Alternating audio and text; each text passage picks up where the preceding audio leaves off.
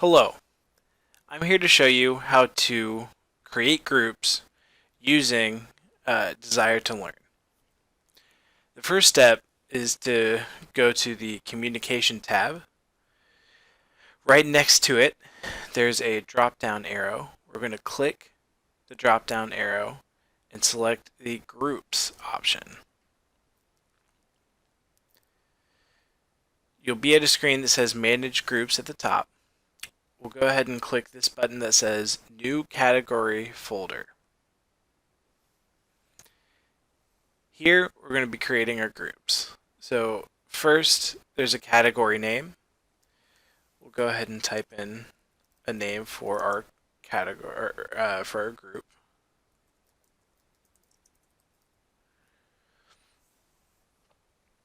And then there is an option for a description.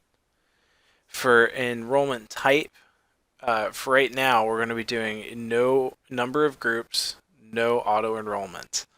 But there's also different types of enrollment that you can use. For here, we're going to select our number of groups. In this case, we're going to do 5. And then there are other options as well that you can set up. But for right now, we're just going to go ahead and click Save. So as you can see, our group is created. We have 5 groups that we can choose from, but there aren't any students in this group.